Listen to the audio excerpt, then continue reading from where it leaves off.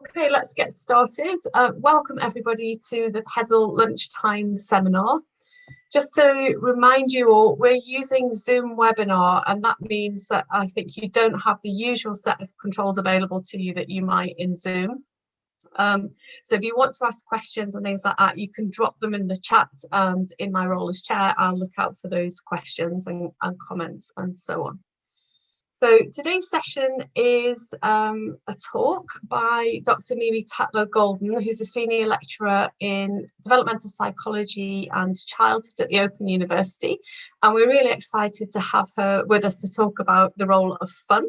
So she's got this great title, Just Fun or Fundamental. So we'll be hearing more about that in just a second, but I wanted quickly to introduce Pedal to you in case you're new joining us today. So Pedal is a research centre at the University of Cambridge, and we sit within the Faculty of Education. And our main goal is to research the role of play in education, development and learning. And you can see a photo of us at the Welcome Play Well exhibition down there at the bottom. We have three core aims. We aim to produce and provide world-class research on topics related to play and its role in children's education, development and learning.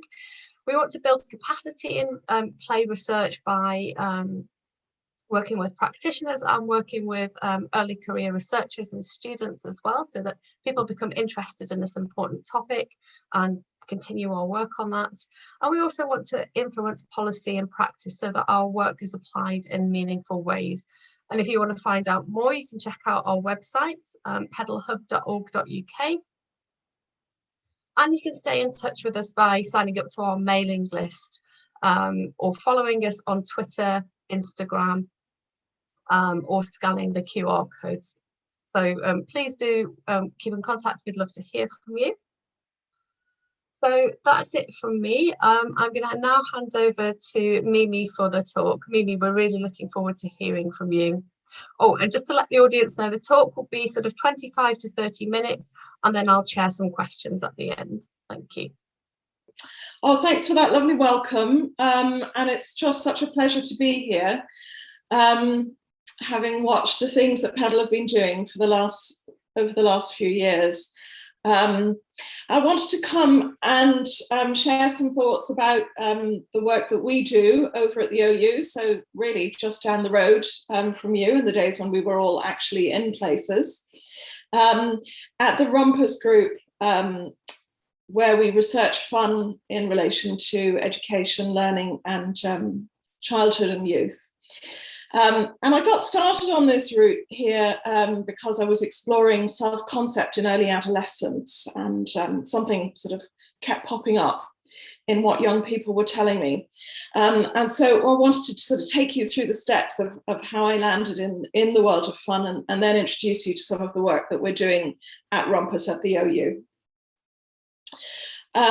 So if you want to have a look at some blogs about projects that are ongoing, you can find us at that web address, blogs/Rumpus, and also our Twitter handle is there. I can share those all with you at the end of the presentation as well. So I think anybody who's delved into the world of play will be conscious that fun is considered as sort of necessary, but maybe not sufficient condition of what is play. And we're sort of on the other side of that when we look at fun, because we're thinking about fun as something that is in play, but also in other activities and elsewhere. But I think something that fun and play share is some quite contrasting ideas that one comes across to, and attitudes to these sort of activities and experiences. And my experience anyway, what I see is people dividing up into the two camps, as it were. So I call them, the just fun people, who think of something as it's just fun. So it's quite superficial. So there's a sort of typical quote, thinking about play as well, yes, it's fun, but does it actually matter? Is it of any importance? And then those who think of fun and play as fundamental and as having some kind of really deeper meaning. And I think Winnicott's quote exemplifies that for me. Although I'm not sure that we think of fun, maybe even play, as always exciting and precarious. But I don't want to get caught up in definitions, because I think, again, as you know, any play researcher knows, you could spend your life trying to unpack those. But what I want to take you through is kind of the landscape that I'm working in and how I landed here. So just as a little bit of context, the work that I do is kind of at this overlap point between childhood studies and psychology. And I'm really interested in these sort of borderlands and crossover points, and in exploring the limitations of a given discipline and how other disciplines have things to offer to amplify it. So I think people may be aware of the conversations that started up a while ago in psychology, where we were thinking about the limited nature of our samples. You know, there was one famous review paper that called psychology the discipline that has weird samples. So Western, educated, industrialized. I can never remember the R and the D, but in any case, the point being that they're very focused on the global north, on more educated and on wealthier samples. And equally, childhood studies is looking at a much more contextualized view of what it is to be a child, and focusing famously on children as becomings, more on as beings rather than the becomings that psychology often thinks about. So that sense of, we're coming back to what is play for, you know, the idea that something has to always be in the service of development, rather than thinking about, well, what is it to be a child, which is more of a question that childhood and youth studies asks. So I like to kind of play around in the mix between those two. And this study was carried out in Dublin, in the greater Dublin area, with a large sample. And the core question underlying it was about self-esteem or self-concept measures, which are lobbed into so many tens of thousands of psychological studies, because we know that self-concept or self-esteem, we can talk later about, you know, what do we mean by those in, you know, in fine-grained detail, but a sense of feeling good and positive about yourself broadly. And I was really interested in the construct validity of these ideas. And so there are a few papers there. I'll post all the links and everything onto the Rumpus blog site, so that you can link into those if you're interested in finding them, or indeed if you just Google me, you'll come up with the OU webpage for research, and you will be able to click into the articles. So the reason I was interested in self-esteem was because of the sort of mess that this construct was. And it was one of those constructs where everybody moans about how nobody knows how to measure it well, and yet nothing really ever progressed in relation to it. Not for want of trying, I have to say, but if you look at this slide here, you can see that where a color is the same, it means that this is a domain of a self-esteem scale that measures, in essence, has similar item content. Right. So immediately looking at the colors, you can see that these 5 widely used scales were measuring a different combination of things. And so maybe that's useful sometimes, because you're thinking about, well, I want to do something in particular and access particular facets of the construct. But in general, what was happening with self-esteem research was that, you know, the idea had become reified as these what was being delivered by a single scale. And in particular in Dublin at the time, I was interested in it because a very large scale longitudinal research has started up at the time and was using the Pearce-Harris self-concept scale. And yet there are a lot of questions being asked about how strong it was as a construct.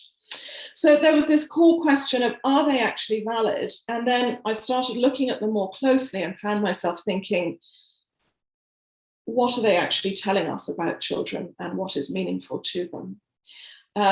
So if we just take a look at the self-perception profile for children, so the bubbles on their own there towards the middle of the screen, you can see that if you're looking at peers, and that's more focused on popularity at school, at how you look, at how good at sports you are and behavior, that might be considered quite adult-centric, school-centric way of thinking about what it is to be a child, and where you might derive your self-concept from.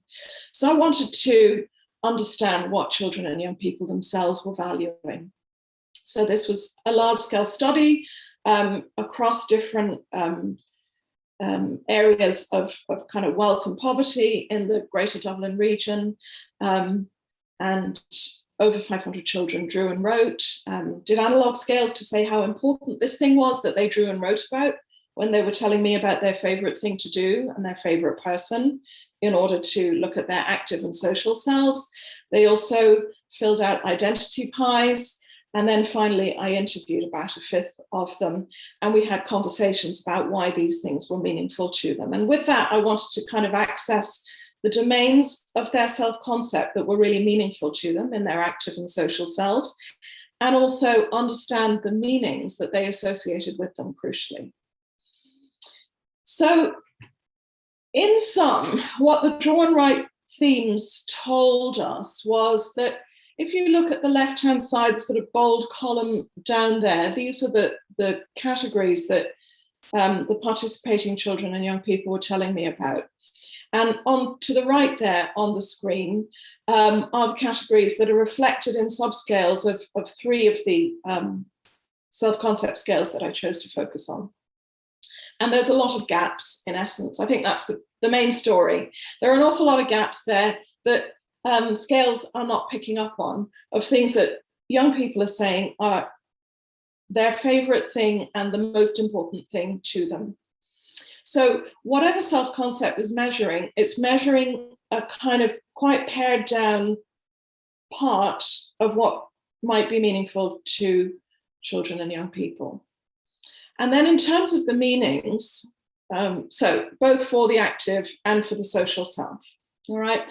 So these were the things that they focused on to say, this is what was most important to me. And then with those 110 children, I sat down with them with their draw and write sheets, and we had a long chat about why these things were meaningful to them. And so what I'm going to do now is highlight in orange all the meanings that they talked about, which are not present in self-concept scales, all right? So in relation to the social self, all of these meanings one doesn't tend to see represented in the items in self-concept scales, all right? In relation to where the social self overlaps with the active self, these are also tend to be absent. Friendship is also absent. Sorry, I just need to move the pictures, the camera shots so that I can see the right-hand side of my screen there. A sense of challenge rather than being good at something. So this was one of the most important themes overall, where young people were talking about, I really like this and it's important to me because I'm seeing myself get better at it. And it wasn't associated with whether or not they felt they were good at it. In fact, they were often saying, I'm no good at this, but I'm getting better. And so that feels meaningful to me. Whereas the scales were always asking about ability. So I'm good at this or I'm good at that, yes or no.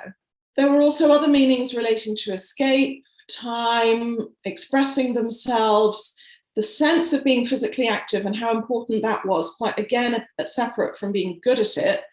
And pets, well, that's the story, a whole story for another day. Pets were incredibly important to these young people, and their relationships with their pets were important to them. So in blue now are the factors which are only represented to a small degree in one or two scales. So you can see that overall we have a cluster of meanings that are associated for young people with the activities and relationships that were most important to them. A lot of those activities and relationships, as we saw in the previous slide, are not even present in self-concept scales, and where they are present, a lot of these meanings are not reflected there as well. So in general, my conclusion was that there's a lot of stuff missing from self-concept scales if we're drawing conclusions about young people's self-concept when we're using these measures in psychology and in education. And then there was one thing that stood out, and that was fun. And so fun became just a sort of an obsession for me because it was everywhere. where children were drawing about playing with their friends, whether in sort of structured team sports or just being physically active in more game-like or free play ways, whether they were playing on their own, whether they were engaging in music, playing with digital media, all kinds of other activities from baking to carpentry to goodness knows what, in their relationships with their extended family. And again, you'll remember that much of this is not present in any of these self-concept scales, and in their relationship with their pets, as well as their parents and their siblings. They were saying that this is fun. And this is the part where they were drawing and writing. And so they were focusing on doing a drawing. Not all of them wrote. Once we got to the interviews and I was following up with them about it, so about 1 in 5 of them wrote something about fun in relation to their drawings. But once I then got to talking to them about their social and active selves and why these things mattered, fun just crept in everywhere. And it sort of, for almost 2/3 of the people taking part in this study, fun was the core of what really mattered. And it was in all of these different contexts. I won't read them out myself, I'll leave them to you to read. But you can see that there's a whole sort of range of nuanced meanings and relationships. And these were activities to do with the activities that I was showing you just earlier in relation to sports, music, digital media, and all kinds of activities. Through and through, fun was present. And the interesting thing was that speaking with the young people and watching their faces while they were talking about it, there was this kind of sort of, even where some of them were quite shy to do this interview with somebody that they didn't know. They'd only met me once before when I'd come in to do the draw and write on a previous occasion, but their faces were shining, is the word that I would use. And they were repeatedly talking about this sense of something that was meaningful to them because it was fun, because it was sort of joyful, pleasurable, or satisfying. And the conclusion that I came to was that we were looking at a disconnect here between intrinsic motivational activities and relationships that were largely represented by things they described as being fun, and the more extrinsically motivated ones that are accessed by self-concept scales. So that's the sort of core of what the empirical findings were. And my conclusions then were that this idea of fun characterized their most salient activities and relationships, whether it was, obviously meaningful, challenging, rewarding, and yes, hedonic, transgressive activities. So I don't think I'll ever forget the young fellow who drew a picture of two boys with a football, and I said, "Oh, what's this?" And he says, "Oh, well, this is us having fun." And I said, "Well, what's fun about it?" And he said, "Well, we're playing a game called Red Arse." So forgive the language, but that's what he said. And I said, "Well, okay, so what does that mean?" And he said, "Oh, that means we kick the ball at each other's bums and we wait to see whose arse gets the reddest." All right. So there was a whole range of things where children were describing, "I love to read and it feels so meaningful and fun to enter other people's worlds," to this kind of activity that some people might approve less of. I have to say, personally, I found it very funny. But anyway, there was no difference between boys and girls in using fun to categorize these activities. It wasn't linked to feeling they were good at something. There was something different in this process. And above all, there was this quality that I describe as a quality of vitality, meaning, and engagement for activities and relationships that they described as fun. So where am I going to take this? I want to bring this through further now, and I'm just going to click through a few slides in a moment now and show you some work that is ongoing at Rumpus at the OU. But for me, what I see is fun as both a core psychological experience, so more of what Winnicott is describing rather than something that is trivial and not meaningful, but also one that is reliant on this idea in contemporary life of fun as a social construction of what it is to be a child and what it is to have a childhood. And so it becomes quite complex there, where we see fun being manipulated say by the commercial world in order to sell children things or to co-opt them for certain activities. So I think it's a facet of children's lives that has light and shade to it, but that is also drawing on an essential psychological need. Okay, so I'm just going to click through quickly now to introduce you to our team at the OU. So we're based at the School of Education, Childhood, Youth and Sport and at the IET at the OU. And we've got a team of 9, a sort of loose association who try and meet once a month whenever we can, and collaborations across the world as well. 2 studies that you might find interesting. One is, the eternal definitions question. So what exactly is fun?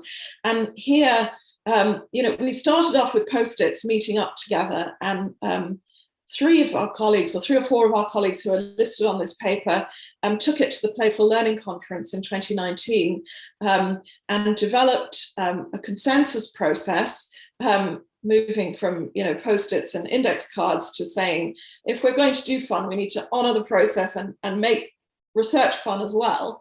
And so transferred the learning process to balloons in growing a consensus workshop approach to developing definitions of fun. We can talk more about what those were and what the conclusions were later. They clustered some aspects of things that they experienced as fun into learning and others into not learning. There was a sort of general sense amongst the team and the group who took part in the activity at the conference that in order for something to be learning, there has to be a fundamental sense of safety and security that goes along with all the other aspects of fun. You can also have a look at the wonderful sort of butterfly theory diagram that my colleague Ale Okada has developed, drawing on key psychological and other theorists alongside students' views at the Open University to develop this model of fun that has optimal, emancipatory, collaborative and individual sides, and draws on all these different ways and approaches of looking at learning. So that's a really rich and interesting paper, which I strongly recommend. That's in Frontiers in Psychology, so it's open access. And then just to wrap up then, I wanted to sort of hint at things that are coming downstream this year, and then in subsequent years, we've got some small studies on the role of fun in embodied learning with Dance Educates. We're looking at Classic FM's online freely available music education resources. Ali has got a big EC-funded Connect project on science education and participatory fun. Sarah and Emily are doing their PhDs with us, looking at fun and learning in 2 very different contexts. They're also, we're looking at fun from Nepalese children's photos. Professor Kiran Sheehy is looking at inclusive education in Indonesia, and his work in Indonesia, along with my work, is really the first conversation that sparked the establishment of this group, this Rumpus group of like-minded researchers. And then finally, OLAF, which is online learning and fun, is the study that I just showed you a paper from just a moment ago. So that's all ongoing work at the moment at Rumpus, and I hope I haven't held your attention for too long here, but thank you so much for the opportunity to share all this work with you all, and I really look forward to hearing whether anybody has any questions. Thank you so much, Mimi. That was a really inspiring talk, and it was great to see and just hear about all the work that you've been doing. I'd like to invite our audience to drop questions in the chat and we can pick them up from there. But I'm going to sneak in with a question first, if that's okay. I was really struck by how impoverished the definition of self-concept is when you don't take children's views into account. And there were so many holes in there. The kind of richness of children's experiences really wasn't reflected in any of those self-concept scales. And I was wondering, have you had any engagement with research community in psychology in particular, I suppose, are working on that, and how have the findings been taken forward, or how do you imagine that they could be taken forward? I would say that there has been, I have had really next to no pickup from this, on this particular issue from self-concept researchers. And, I think, I suppose it's a really good question to say, well, so have you devised a scale, for example, that's more reflective of children and young people's self-concept? And of course, that's where I sort of get all childhood studies-ish waffly and philosophical about it, because in the end, it's a highly individualized kind of, it's like a kaleidoscope, and every turn of the kaleidoscope is different. And so for every child, what comes into focus, and of course, in different contexts and at different times in their life, will change as well. What I would say is that I do find it surprising, and yet not surprising, that there isn't pickup, because we're looking at situations where there's entire longitudinal studies that are being carried out over decades or longer, are predicated on using these scales. And so what are you actually going to do about it, if you see what I'm saying? There's that sort of pragmatic view. What I would like to kind of encourage a research community to do, though, is to say that, maybe we do need to think about taking a less adult-centric view. Because once you sort of map out, in that table where you map out at schools, athletic ability, behavior, and so on, it really is, as you say, a very impoverished view. And it would be nice to see ways of incorporating further subscales that people could switch in and out, for example, to these kinds of scales, and to look at that work being developed further. Yeah, I think that's really exciting, as you say, when you get these intersections between different research paradigms and different ways of thinking. That's where really exciting things can happen. So it's good to see that. Got some questions coming through. First of all, from Krishna, I was wondering if you had any thoughts about fun being conceptualized differently across different cultures. Oh, thank you so much, Krishna, for asking this question, because absolutely. And we do very much have a sort of international remit, as you'll see from the countries that we're working in, because we know from our experience that in fact fun is enacted differently in different educational settings, for example. So Professor Sheehy's work, for example, in Indonesia, has shown him that fun is viewed as integral to the learning process. So there's a sort of sense that, well, you have to have fun in order to learn, right?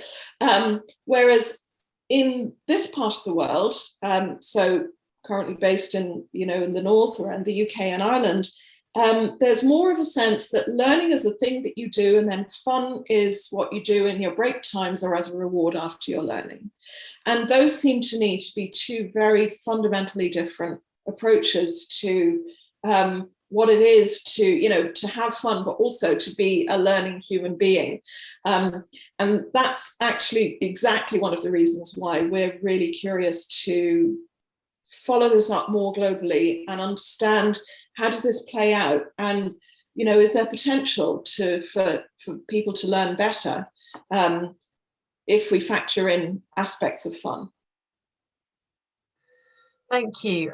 We've also got some interesting questions. I'm just trying to group a few together now, because so many are coming through, asking what you think the implications might be for education. So some questions around implications for primary curriculum, but also thinking about inclusive education settings, and could you use some of what you've learned to get fun into the curriculum for children and young people who are autistic. So be interested in your thoughts on both of those things, so inclusive settings and curriculum more broadly.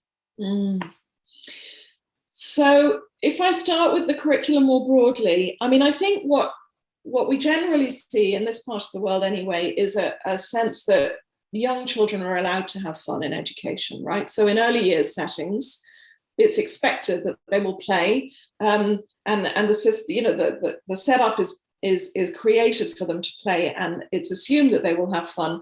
But that once they enter primary, and you know, there's quite a disconnect once they arrive in reception, in terms of what is expected of them regarding their behaviour. In fact, I've got a PhD student, Vicky Priest, who's just finishing up now, just about to submit her thesis, and she's the descriptions of things that are fun that she has in her observations in early years settings versus what is expected of children's bodies and brains in order to sit still enough to learn their phonics in reception is quite stark. And it really, I think Vicky argues very persuasively for us understanding children's experience of that new environment in reception, for example.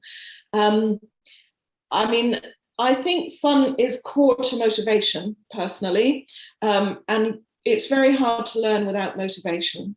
And so if you speak with children and young people about fun, what they'll describe is a scenario where if they're allowed to have some fun, or if a teacher is able to create fun, they can enjoy it more. I'd say overall what I know about that will be more in about a year or two's time, though, because these are studies that are ongoing at the moment. In terms of inclusive settings, so Kieran Sheehy would be better placed than me, because that's exactly where he works, to speak to that. The one thing I'd say is that if we're talking about sort of autistic children and people in, you know, with different needs, different sensory needs, and all of those factors, it's really important to bear in mind that what's fun for one person isn't necessarily fun for another. And so any individual or an adult's conceptualization of fun may be very, very different from what a child wants or needs. And that's something that needs to be sort of factored in.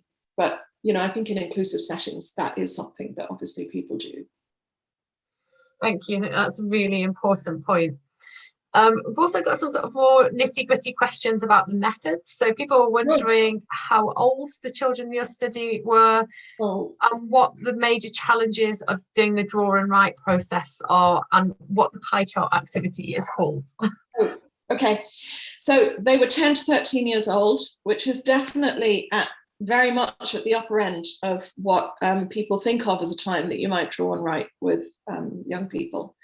And I find this is, in fact, I think Ali has uploaded a blog about the draw and write process where I've been talking about this, because it was fascinating to me that once I got past the bit where I said, you can draw a stick figure and it can be as tiny as you like, or you can draw an elaborate drawing. It is entirely up to you.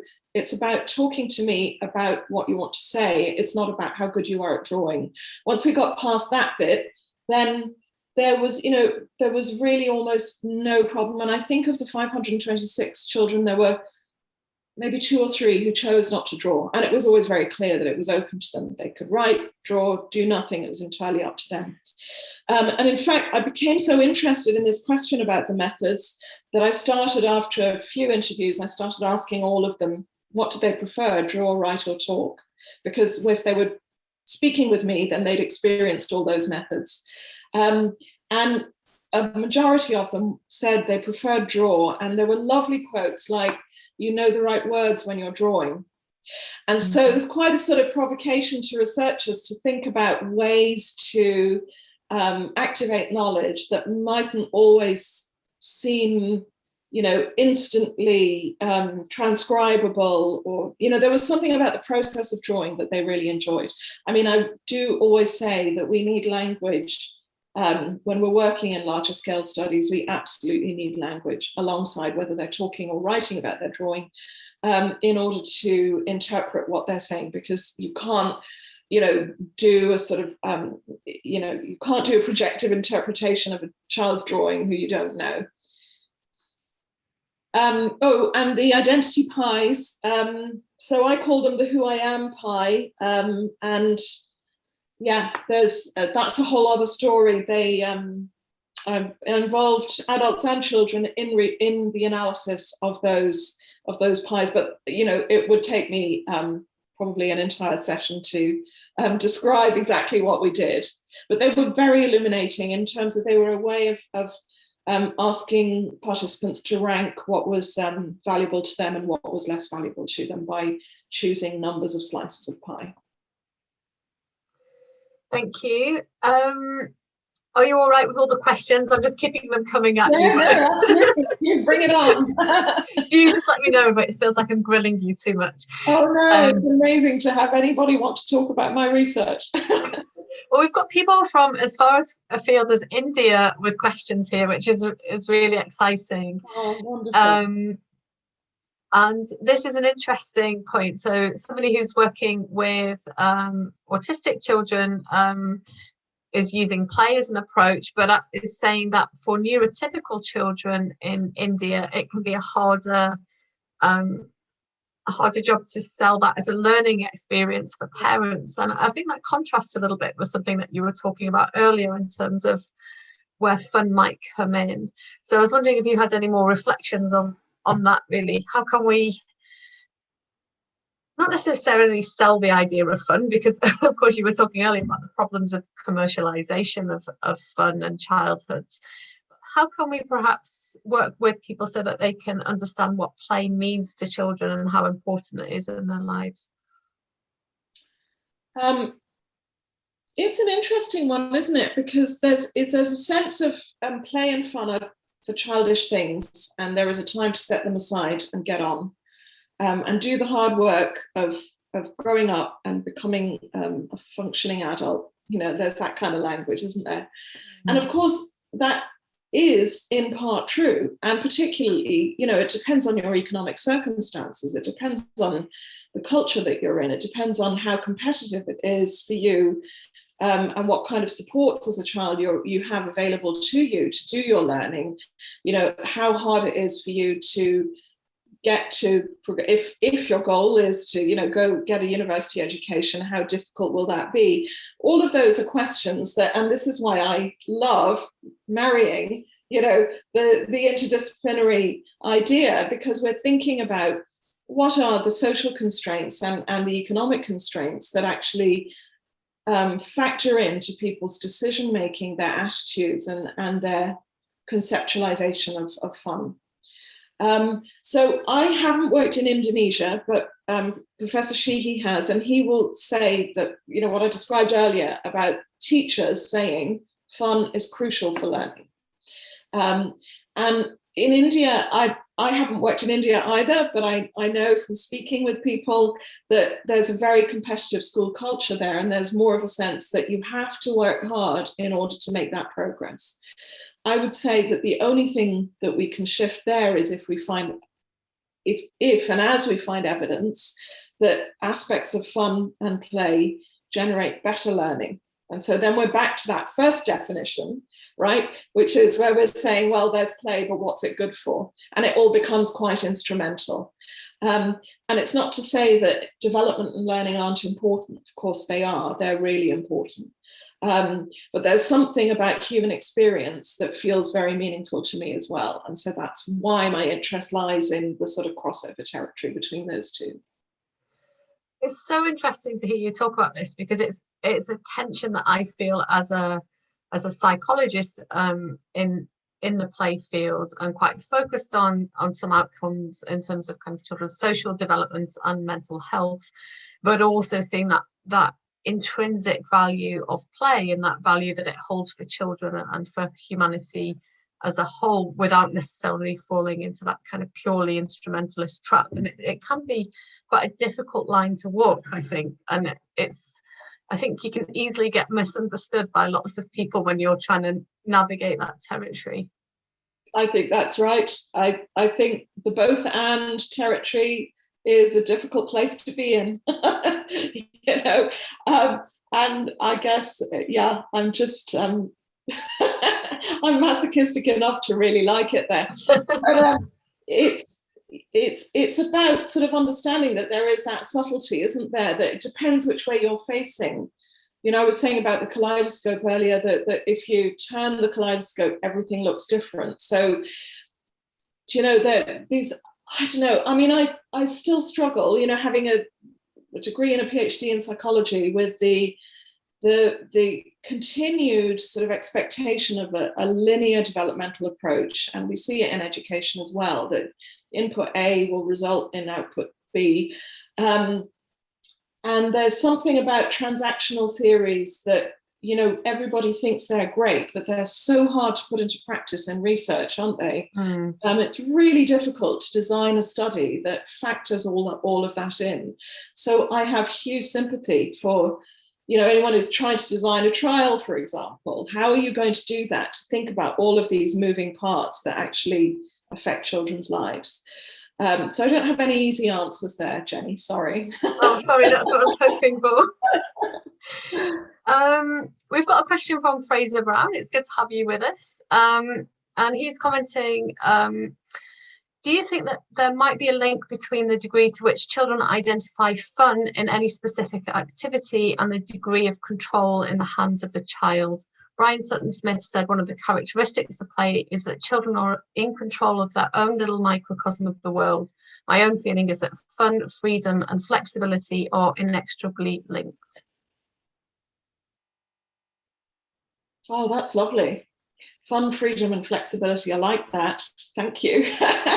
There was a lot of talk of free in the conversations that I had with the young people I spoke with, and freedom is important, but I think there was freedom. I'm not sure about flexibility, but certainly there were probably choice activities, so maybe yes. And then the other part was the social, so the friendship. You can add another F in there. So fun, freedom, flexibility, and friendship was not there. So the friendship piece was not there for everybody. For some, they were solitary activities. So, you know, reading might be described as fun. But it was still felt very relational because they were talking about understanding the experiences of other people as they read. So there was that act of the imagination involved. So yeah, I think there's a lot about a volitional activity, and I think you can't have fun. You can't be forced to have fun. I think that's absolutely a definitional feature. Yeah, I'd agree with that. Thank you. We've got a couple of people who've asked about the opportunities to join your research group, or whether OU has got study opportunities that people could join in. I don't know if you can say a bit about that. Well, we're the largest distance learning provider that there is.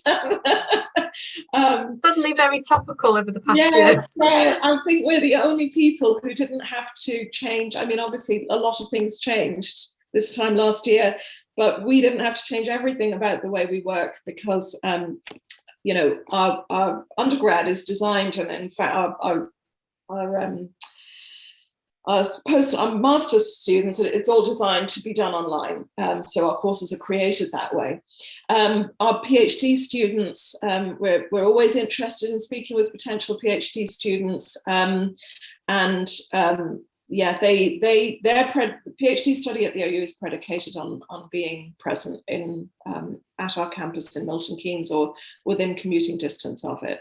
But yeah, we're always really interested to hear about people's ideas for research and work in this area. Thank you. That's a really nice invitation for people to get in touch. So we will send round links to this talk again through YouTube once we've edited it and so on, so people can look up how to get in touch with Mimi, or just Google her, which would be great. I think we've probably got time just for one more question. I'm really wary I don't want to exhaust you, Mimi. No.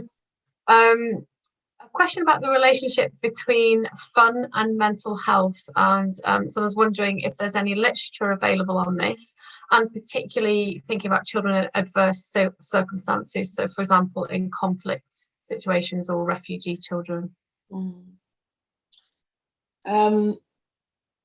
I don't know about literature on children in conflict settings.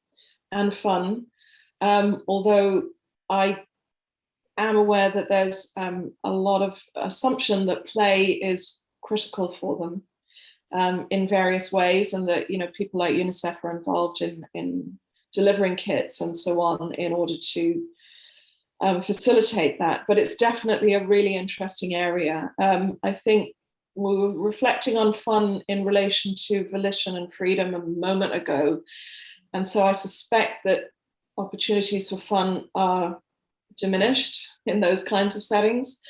But then many children will find a way, one way or the other, as I think we've all seen, to play and to experience fun in social, you know, in their social relationships. What was the other part of that question, Jenny? There was conflict settings and there was something else. Link between fun and mental health. Fun and mental health. Yeah, no, it's funny you should say that, because I've just been speaking with some people about exactly that in relation to young adults, actually, rather than children. But it's an area that we're looking at exploring. So I can, if that area develops further, I will post links to it on the blog as well. I don't know about the research in that field. Again, you know, fun is a sort of an underserved thing because people assume that, like I say, it's they fall into these two camps. And, you know, my own experience of looking for funding for fun has been that you get reviewers saying, well, it's really not that important, is it? You know, show me how it's going to be important. So it's an under-researched area, to be honest with you, and it's one that, you know, I'm really interested in exploring further. My gut feeling is that it's absolutely critical to young people's mental health to be in settings and relationships where they can experience fun. And that's based on the descriptions of the friendship, family, pet-based, pet relationships as well, where fun was absolutely critical, that the young people discussed with me, as well as the activities that they discussed. But again, it's about that sense of a sort of volitional, intrinsic motivational relationship with their activities and their relationships that I think is absolutely critical to them realizing their opportunities for fun. Thank you so much. It's been really good to talk with you and to engage with our audience as well. I think we'll end it there. So thanks everyone for joining, and we'll post this on YouTube in due course.